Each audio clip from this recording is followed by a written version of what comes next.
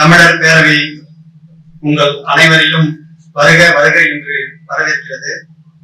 இந்த நிகழ்ச்சிக்கு தொடக்க உரையாக எங்களுடைய திராவிட செம்மல் அப்படின்னு போற்றக்கூடிய ஆவணி நாயகன் ஐயா சட்டமன்ற உறுப்பினர் அவர்களே, இந்த நிகழ்ச்சிக்கு நான் தேதி கேட்டதும் எனக்கு மறுக்காமல் உடனடியாக இந்த தேதியை குறித்துக் கொள்மூட்டி இன்று வழங்கிய எங்களுடைய ஐயா சுபவி அவர்களுக்கும், இந்த நிகழ்ச்சிக்கு எங்களோடு, அதாவது நாங்க நிகழ்ச்சிய முதல்ல இப்படி நடத்தணும் அப்படின்ற ஒரு எண்ணத்தை நான் முதல்ல விதைச்சது நம்முடைய திராவிட முன்னேற்ற கழகத்தை சேர்ந்த தோழர் ஜான் அவர்களிடம் பேசும்போது சொன்னேன், நடத்துங்க சார் அப்படின்னு சொல்லி சொன்னாரு. உண்மையிலே இந்த நிகழ்ச்சிக்கு அவரை நான் வருக வருக என்று வரவேற்கிறேன். எனக்கு ரொம்ப உற்சாகத்தை கொடுத்தவர். அதனை தொடர்ந்து நான் நோட்டீஸ் அளிக்கிறதுக்கு முன்னாடி மாவட்ட செயலாளர், திராவிட முன்னேற்ற கழகத்தினுடைய மாவட்ட செயலாளர் அவர்களை அன்னைக்கு தொலைபேசியில் தான் இந்த மாதிரி இந்த ஒரு நிகழ்ச்சி நடத்த போறேன், அந்த நிகழ்ச்சிக்கு நீங்க தொடக்க உரை நிகழ்த்தணும் அப்படின்னு ஐயா கிட்ட சொல்லியிருக்கேன். ஐயாவும் உடனடியாக ஒப்புதல் கொடுத்திருக்காங்க, நீங்க இந்த நிகழ்ச்சியில கலந்துக்கணும் அப்படின்னு சொல்லி சொன்ன உடனே அவர் சொன்ன முதல் வார்த்தை மிக உற்சாகமான வார்த்தை. அதாவது நடத்துகிறதான் நடத்தணும் அப்படின்னு சொல்லிட்டு நான் என்ன செய்யணுமோ செய்யறேன் அப்படின்னு சொல்லி ஒத்துழைப்பு கொடுத்தாங்க. உண்மையிலே அவங்களுக்கு அடுத்தது இன்னைக்கு காலையில நான் போய் அவர்கிட்ட போய் சந்திச்சு பேசுறேன். வேற ஏதாவது ஏற்பாடுக்கு என்னென்ன வேணும், என்ன செய்யணும், சால்வு வாங்கினியா, துண்டு வாங்கினியா, இங்க வா நான் எடுத்து தரேன் அப்படின்னு சொல்லிட்டு கூப்பிட்டு போயிட்டு எனக்கு உண்மையே ஒரு ஆச்சரியப்படக்கூடிய ஒரு நிகழ்வு. எனக்கு அந்த மாதிரி எனக்கு ஒரு உற்சாகத்தை கொடுத்தாங்க. முதல்ல இந்த நிகழ்ச்சியை நான் நடத்துறேன். அந்த உற்சாகமே முதல் காரணம் நான் இந்த நிகழ்ச்சியை நடத்துறதுக்கு. அதனை தொடர்ந்து திராவிட கழகத்திலிருந்து சில தோழர்கள் அவங்க வரல, அவங்கலாம் சில உதவிகள் செஞ்சாங்க. தமிழர் விடுதலை கழகத்தினுடைய தோழர்கள் சொல்லணும், சுந்தரமூர்த்தி அவர்களும் அவரோட ஐயா அவர்களும் ரெண்டு பேரும் இரவும் பகல் பாராம அந்த போஸ்டர் ஒட்டந்து, அதுக்கு அடுத்தது பாத்தீங்கன்னா சாப்பிடவே இல்லை, நைட் எல்லாம் சாப்பிடாம அந்த அம்பேத்கர் தலைமையிலையும் காமராஜர் தலைமையிலையும் ஏறி அந்த கட் அவுட் கட்டந்து கடப்பாய் எடுத்துட்டு அவங்களே நோண்டி அவங்களே குழி தோண்டி, உண்மையிலே அந்த திராவிட இயக்கத்தினுடைய வேர்ல தான், திராவிட சிந்தனையுடைய வேர்ல தான் இந்த மாதிரியான உணர்வுகள்லாம் இருக்கும். இதெல்லாம் ஒரு காலத்துல கம்யூனிஸ்ட் கட்சி தோழர்கள் செஞ்சுட்டு இருந்தாங்க.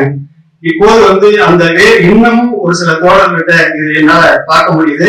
உண்மையிலே இந்த மாதிரி நிகழ்ல நினைச்சு ரொம்ப பெருமைப்படுறேன். இந்த மாதிரி சுந்தரமூர்த்தி தோழர்கள்லாம் இல்லைன்னா நான் இந்த நிகழ்ச்சியை இவ்வளவு சிறப்பா என்னால நடத்திருக்க முடியாது.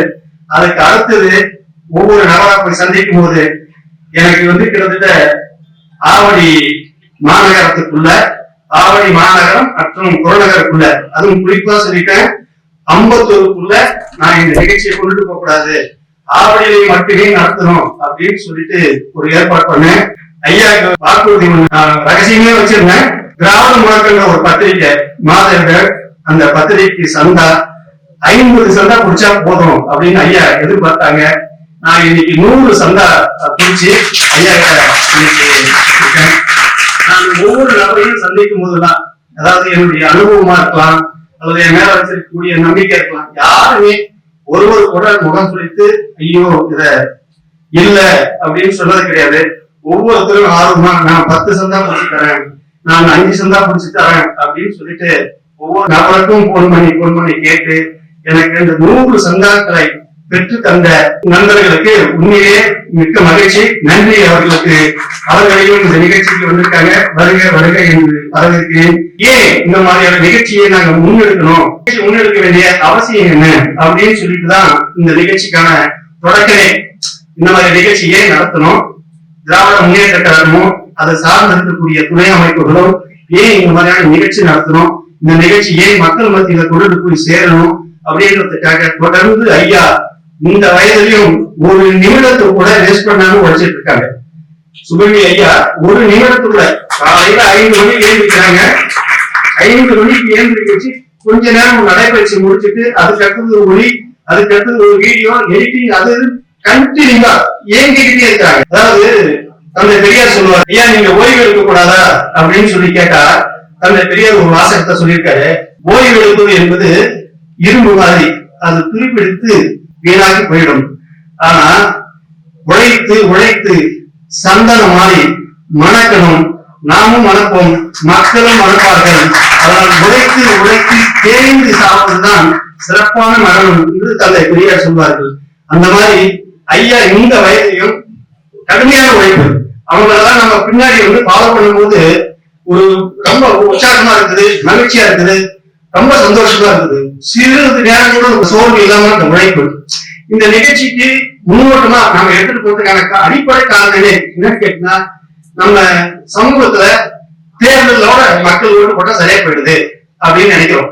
ஒரு தேர்தல் வந்து தேர்தலுக்கு ஓட்டு போடுறோம், ஓட்டு போட்டா மக்களுக்கு நமக்கும் தொடர்பு போயிடுது. வாக்களிக்கக்கூடிய மக்களை அரசியல் மையப்படுத்தாமல் அவர்களை அமைப்ப ஆக்காமல் நாம் ஒருபோதும் நம்ம வெற்றி சரியான வெற்றியாக அமையாது. தொடர்ந்து சவால்களை சந்தித்துக் கொண்டுதான் இருக்க வேண்டிய இருக்கும். அந்த அமைப்பா ஆக்கணும் அப்படின்றதுதான் இன்னைக்கு நம்மளுடைய முதலமைச்சருடைய நோக்கமும். அவர் தான் மகளிர் சுய உதவிக்குழு கொண்டு வந்தாங்க. அதெல்லாம் அமைப்பாக்குற ஒரு திட்டம். மக்களை வாக்களிக்கக்கூடிய மக்களை அவங்களுக்கு தேர்தலோடு அவங்க நிறுத்திடக்கூடாது அப்படின்றதுக்காக முதல்ல இந்தியாவிலேயே மகளிர் சுய உதவிக்குழு கொண்டு வந்தவர் நமது தளபதி இன்றைய முதலமைச்சர் மு.க. ஸ்டாலின் அவர்கள். அது மக்களை ஒரு குழுவாக்கி அவர்களை அமைப்பாக்கி அவங்களை அரசியல்படுத்தணும். ஆனா நாம அவர்களை அரசியல்படுத்துவதை தவிர்த்து விட்டோம். அவர்களை வெறும் வாக்கு சேகரிக்கிறதுக்கு அவங்க நம்ம கிட்ட இப்ப வியாபாரம் பேசக்கூடிய நபர்கள் மாறிட்டாங்க. அதே மாதிரி சாதாரணமான மக்களை இளைஞர்களை நம்ம அமைப்புல அரசியல்படுத்தாம அரசியல் அவங்களுக்கு புரிய வைக்காம போக போக இன்னைக்கு சீமான் போன்ற சில அரசியல் கட்சி தேடி தலைவர்களை தேடி, இன்னைக்கு விஜய் போன்ற சில நடிகர்களை தேடி அந்த இளைஞர்கள் இன்னைக்கு போயிட்டு சீரழிஞ்சு, நீங்க சீமான் கட்சியா இருக்கட்டும், விஜய் கட்சியா இருக்கட்டும், யாருடைய கட்சியா இருக்கட்டும், ஒரு குறிப்பிட்ட முதல் தலைமுறை வாக்காளர்கள் 20 தடவை வாக்களிப்பாங்க. 3வது முறை அவங்க திமுகவுக்கு தான் வாக்களிப்பாங்க. காரணம் ஏன்னு கேட்டீங்கன்னா, ஒரு முறை அவர்கள் புரியல, திடீர்னு வாக்களிக்கக்கூடியவங்க. 2வது முறை வேற வழி இல்லை அப்படின்னு அங்கே இருக்காங்க. 3வது முறை அவர்கள் படிப்பார்கள். படித்தால் இந்த மண்ணில் இன்னொரு அரசியல் கட்சி தொடங்க வேண்டிய தேவையே இருக்காது. இந்தியாவிலேயே ஐயா ஜெயலலிதா போது இந்தியாவிலேயே 99% 3 வேளை சாப்பிடக்கூடிய மாநிலம் தமிழ்நாடு தான். இந்தியாவிலேயே குஜராத் மாநிலம் சொல்லக்கூடிய அந்த நபர்கள் தான் வெறும் 52% தான் 3 வேளையை சாப்பிடுறாங்க. மகாராஷ்டிரா மாநிலத்துல வெறும் 54% தான் 3 வேளையை சாப்பிடுறாங்க. ஆனா தமிழ்நாட்டுல மட்டும்தான் 99% பேர் 3 வேளையும் சாப்பிடுறாங்க. அப்படின்னா இந்த திட்டம் இன்னைக்கு தொடங்கின திட்டம் கிடையாது. 1974 தொடங்கின திட்டம். கலைஞர் அவர்கள் அவருடைய மூளையில அவருடைய அறிவுல தொடங்கி முதலா ரேஷன் கடையை தொடர்ந்து குடும்பத்துக்கு ஒரு ரேஷன் கடை கொடுத்தது. அது படிப்படியா வளர்ந்து இன்னைக்கு 20 கிலோ ரேஷன் இருக்கு. 99% இங்க பசி இல்லாம இன்னைக்கு நம்ம ஊர்ல வாழ்ந்துட்டு இருக்கலாம். வெளி மாநிலத்தில் இருக்கக்கூடிய அத்தனை பேரும் இங்க வேலை செஞ்சு இங்க அவர்களுடைய பசியை போட்டுக் கொண்டிருக்கிறார்கள். இங்க என்ன பிரச்சனை? இன்னொரு கட்சி இங்க தொடர்றதுக்கு என்ன தேவை ஏற்பட்டிருக்குது? ஒண்ணுமே இல்லை. அது தெரிஞ்சிச்சுனாலே ஆட்டோமேட்டிக்கா அவர்கள் எல்லாம் முதல் கட்டத்திலேயே அவுட் ஆயிடுவாங்க. அது புரியாத சில முதல் தலைமுறை முதல் வாக்காளர்கள் அந்த வகையான ஒரு பரபரப்புலையும் அந்த தேவைகளையும் ஈடுபட்டிருக்காங்க. அது எல்லாம் முறியடிக்கணும்ன்றதுக்காக தான் திராவிட முன்னேற்ற கழகம் 2026 மீண்டும் ஆட்சியை பிடிக்க வேண்டும் என்ற நோக்கத்தில் தான் இந்த மாதிரியான புரிதலுக்கான ஒரு கட்டமைப்பு உருவாக்க வேண்டும் என்ற நோக்கத்தில் தான் இந்த மாதிரியான ஒரு அரங்க கூட்டம்லாம் ஏற்பாடு செய்ய வேண்டிய தேவை ஏற்பட்டிருக்குது. அதன் அடிப்படையில் இந்த கூட்டத்தை ஏற்பாடு செய்திருக்கிறோம். இந்த கூட்ட நிகழ்ச்சிக்கு வந்திருக்கக்கூடிய எங்களுடைய மாநகர செயலாளர் அண்ணன் சந்திரகாஷ் அவர்களுக்கும், நாராயண பிரசாத் அவர்களுக்கும், நமது மேயர் உதயகுமார் அவர்களுக்கும், அக்கா அமுதா அவர்களுக்கும் மற்றும் இருக்கக்கூடிய நமது நண்பர்களுக்கும் தோழர்களுக்கும் வருகை என்று வரவேற்று அமர்கிறேன். நன்றி, வணக்கம்.